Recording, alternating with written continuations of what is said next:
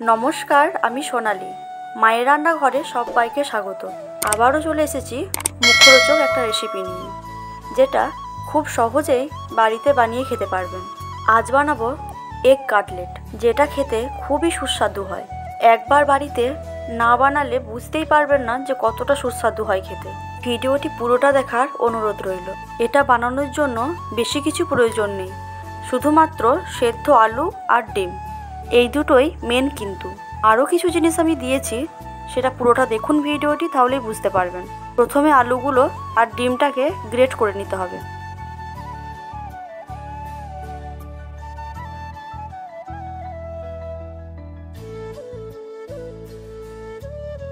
এবার তেলের মধ্যে গাজর কুচি, পেঁয়াজ কুচি, রসুন বাটা, আদা বাটা, কাঁচা লঙ্কা বাটা দিয়ে ভালো করে এটাকে একটু ভেজে নেব।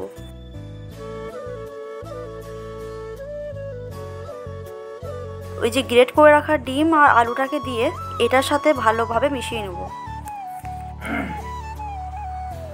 সবগুলো মেশানো হয়ে গেলে এবার এক এক করে মশলাগুলো দিয়ে দেবো। হলুদ গুঁড়ো, নুন, ধনে গুঁড়ো, জিরে গুঁড়ো, কাশ্মীরি লঙ্কার গুঁড়ো, গরম মশলার গুঁড়ো আর সামান্য ম্যাগি মশলা। এবার মশলাগুলো একসাথে মিশিয়ে নেব।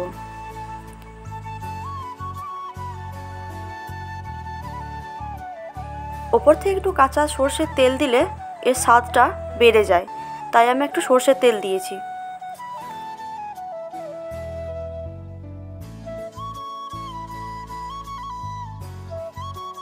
নামানোর আগে ধনেপাতা কুচি দিয়ে এটাকে নামিয়ে নেব।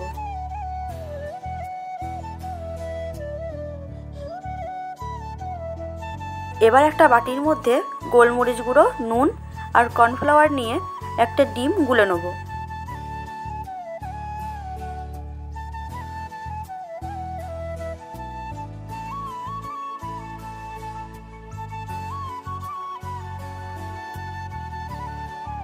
এটা দিয়ে কোট করতে হবে।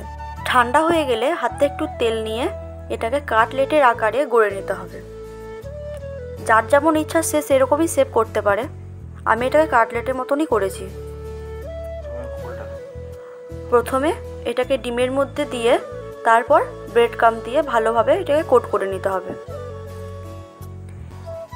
কেউ চাইলে এটাকে ডবল কোটও করতে পারে।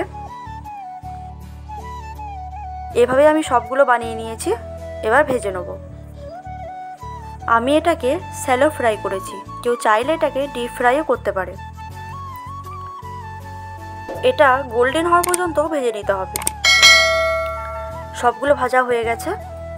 কাটলেটের সাথে তো টমেটো কেচাপ আর কাসুন্দি বেস্ট, তাই আমি এখানে টমেটো কেচাপ আর কাসুন্দি নিয়ে নিয়েছি।